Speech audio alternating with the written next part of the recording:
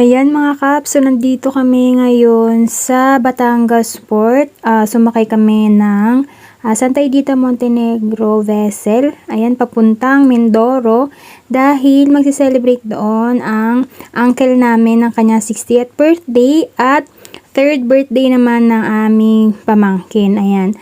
So, ito yung sa loob ng barko. Papakita ko sa inyo guys kung gaano kaganda at kasosyal yung kanilang CR. Ayan, 'di ba? Para kang nasa hotel. Ayan, so almost 2 hours din yata yung biniyahin namin mula Manila papuntang Batangas Port.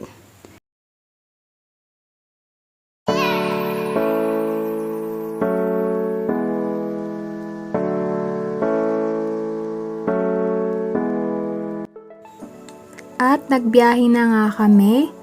Umabot din kami ng mga 2 oras sa biyahe papuntang Port of Calapan sa Mindoro.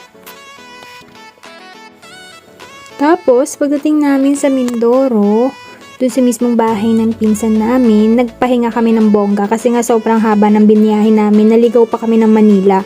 And then, second day, ayan, celebrate na kami ng birthday. Ayan, kain-kain lang kami.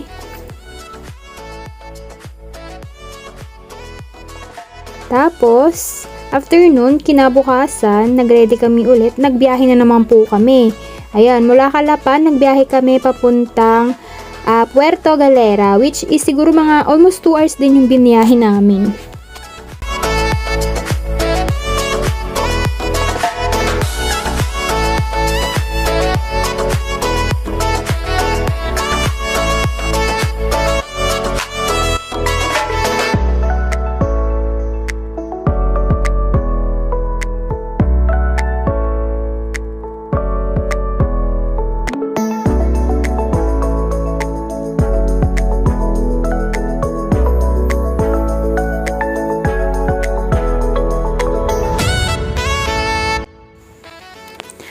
Ayan, matapos namin magbiyahe, tumuloy na kami dun sa villa na nirent ng asawa ng pinsan namin.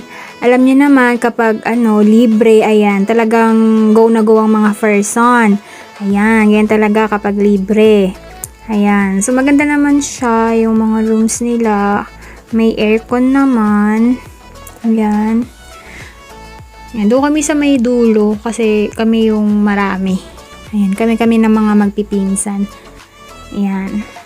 Tapos after nun, nagpunta na kami sa beach. Ayan. Tapos, nag-ikot-ikot na kami sa beach. Ayan, nagtingin kami ng mga souvenir. Ayan, kung makikita nyo dyan sa gilid, puro yan mga restaurant, mga souvenir shops. Ayan. And ganyan yung kulay ng buhangin sa kanila. At sobrang lalim po ng tubig dyan. As in parang 3 hakbang mo pa lang liig mo na.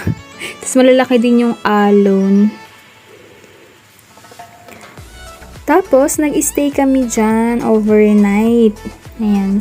Bali, pagdating ng gabi, lumabas kami ulit. Ayan. Ayan siya, ganyan yung itsura niya kapag sa gabi naman.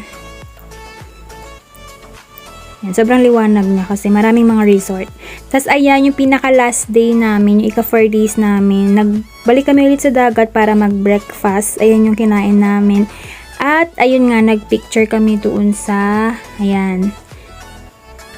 Lahat kami magpipinsan, ayan, sama-sama kami. Tapos after nyan, ayun, umuwi na kami. Actually, sobrang nakakapagod yung biyahe, pero sulit na sulit naman siya.